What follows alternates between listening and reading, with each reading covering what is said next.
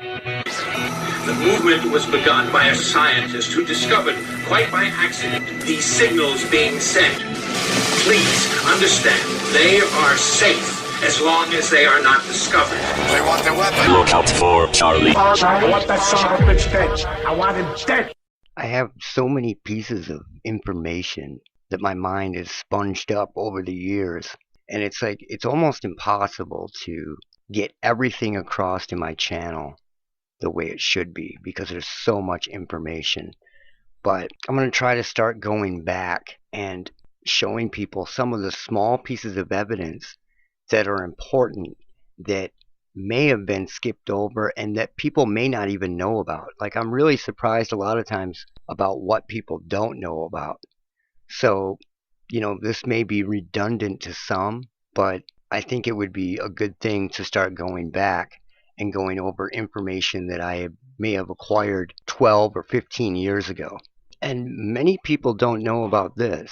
This here, what you're looking at, is the God helmet. And what it is, it's a motorcycle helmet, as you can see, and it has different magnets put in it that are these low-level magnets designed to stimulate the brain with just magnetic waves. And what that will do is create experiences, cause people to hear things, out-of-body experience, stuff like that. And if you've ever experienced anything like that, it's pretty real feeling when it happens. What they're saying is that they can mimic and emulate this. I believe that there is paranormal, but I believe that there is technology masked over so much of this now that it is very, very hard for people to discern what is real and what is fabricated and is just purely technology. They came out with the God helmet information around 2007 or so, if I'm remembering correctly. I think the God helmet is a psyop in itself. If you made this piece of technology that you were really proud of, it would look more like something that came from like an Oculus or like an Oculus 2, something like that, not just a repurposed crash helmet. You understand what I'm saying? So this is a psyop in itself. It is made to look DIY, intentionally DIY, and very archaic, as if the technology is in its total DIY and infancy stage, right? And that couldn't be any further from the truth. It really couldn't. But, you know, they want you to believe this. And the truth is that this has been wireless for many, many, many years. In fact, I get so many emails from people telling me stories. There was a woman who was wearing a heart monitor, and she's also been hit with these weapons in the past consistently. She was wearing this heart monitor for like a couple days, and when she took it back to the doctor and they were going over the data, they came out and they asked her, "Were you playing with magnets or something?" And she was like, "No." And they were like, "We've got some really weird readings on this. It looks like you were playing with magnets or something." And that tells you a lot right there. I've edited down a version of this that gives you just the facts. So here we go. Electromagnetic patterns transmitted across the brain through this modified crash helmet. Dr. Persinger hopes the research will benefit psychotherapy, such as detachment, feelings of moving through a tunnel, hearing voices, the sense of a presence, usually on the left side. Our major thrust is ultimately to apply this to dealing with things such as psychological depression. After a while, I remember feeling that there was someone else in the room with me, almost looking over my left shoulder. It was all I could do to not turn my head and want to look. If you stimulate the deep portions of the temporal lobe, so you can get very, very vivid imagery. It's a male voice, but it's like really, really far away. As if you can just sort of like catch a tone. You can't really hear. You can tell that it's someone talking. You can distinguish that. But you can't make out any kind of words or anything like that. What we've been doing recently is generating words as magnetic patterns. And even though the person isn't hearing it through their ears, their brain is interpreting it. So they're actually having fragments of experiences. These experiences are so strong, they're utterly real for the person who has them. They can be as profound as a religious conversion, yet we can generate them with a machine. These mind games are beginning to shed their secrets. But where are the limits? What else can people be made to believe? But one thing that's really clear, you can control the person's experiences and they don't know they're being controlled. You can control the person's experiences and they don't know they're being controlled. That's why this technology is a potentially powerful one and has a two-edge to its sword. As a tool of science, this technology may bring us valuable new understandings of the obscure depths of the human mind. But there's a dark side.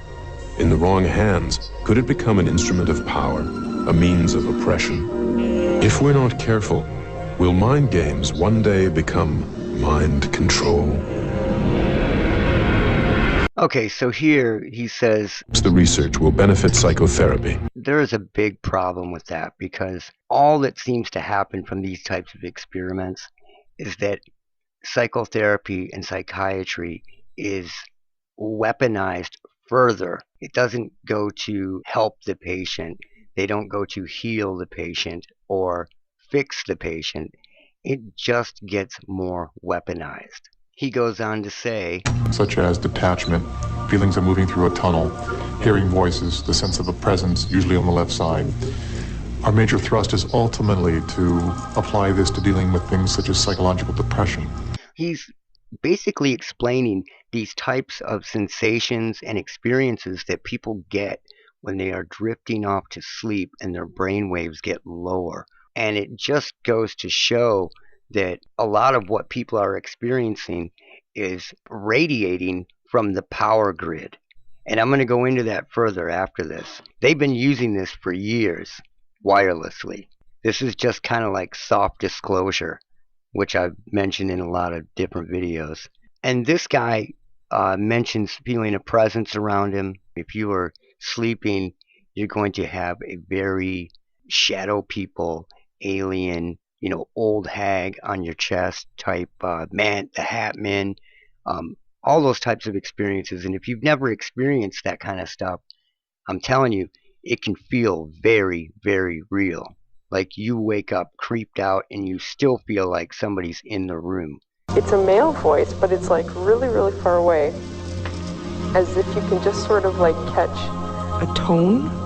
And see, she hears a tone and she hears a voice that she is positive it's a voice. Now this gets very complicated. It becomes a which came first, the chicken or the egg scenario. Now the signal is already out there and it's everywhere. Is she hearing it because her brain is being stimulated in that way, or is she hearing it because of the magnet and it's playing a trick on her mind? See, when the weapon is already there, then the science and the psychology itself becomes subverted. Can't really hear. You can tell that it's someone talking. She can tell that it's someone talking. That's important. But you can't make out any kind of words or anything like that. People talk about that too when they first start to experience the tinnitus and all the symptoms that come along with that, because that's what they don't tell you is a lot of people that experience this kind of stuff have tinnitus before it happens. Sometimes it never turns into the other stuff and it just remains tinnitus. Other times it evolves, but they don't tell you that all these people have tinnitus that goes with it. And a lot of times when that's happening to them and they have the tinnitus, they can make out a voice, but they can't hear what it says, and it becomes clearer to them over time because that tinnitus creates an anchor point for a frequency for you to focus on, because you're hearing it 24 hours a day. When you have this set of artificial frequencies that you're hearing, you will begin to focus on those, whether you realize it or not. All right, let's move on. What we've been doing recently is generating words as magnetic patterns. Now, isn't that interesting? They're generating words as magnetic patterns. Every time they do stuff like this, they say it's to help the blind, help the deaf, help the children, help the psychologically impaired, help people with depression, help this, help that, and it's bullshit. These are just magnetic fields. They don't need a helmet to do this. Magnetic fields can be brought into a room. They can be brought anywhere. Magnetic fields can be put anywhere wirelessly, especially low-level magnetic fields. It's easy, especially if you're piggybacking on already existing magnetic fields or waves like 60 hertz electricity.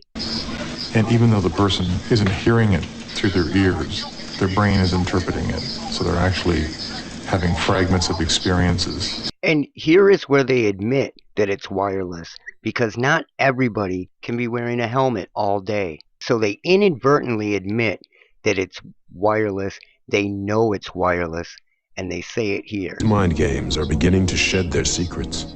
But where are the limits? What else can people be made to believe? But one thing that's really clear, you can control the person's experiences, and they don't know they're being controlled. Not if they're wearing a helmet, which you would have to put on and take part in the experiment. So the only way that could happen is if it was wireless. You can control the person's experiences, and they don't know they're being controlled. That's why this technology is a potentially powerful one and has a two-edge to its sword. So it's been in use for years and years, and it may have been very simple and required a lot more work, 30 years ago than it does now, but it's just evolved. That's all it's done, is evolve. This type of science with electricity and frequency and magnetism isn't really taught. It is well hidden and well compartmentalized in a very, very clever way. So what they will do is they will get very, very bright and abstract thinking scientists like this guy to work on projects for them based off their very mediocre level knowledge. So they will find brains that are most similar to human beings, let's say a chimp and a dolphin, and then they will hire somebody like this guy to develop an electrical pulse that will override the natural firewall that animal has, not really knowing that it's going to be used on humans, but ultimately it's used on humans. This is John C. Lilly, the inventor of the Lilly wave, and that's exactly what he did. Was he created an electrical pulse that could override the human firewall of the brain and basically implant information, sound, anything that you wanted to. It's basically a communication pulse. And there's a crazy story about John Lilly. What happened was his friend was monitoring the power grid for signals. And John Lilly walked into the room and saw the pulse on the screen and said, "What is that?" And the guy says, "I'm getting this off the power grid." And he said, "Wow, so that's what they're doing with my Lilly wave." So he invented this wave and then found out through another person, his friend, that it was being pumped through the power grid. Exactly what I've been saying. This was the very beginning of it, and it has evolved to what it is today. So John Lilly didn't mean to weaponize something against the human race.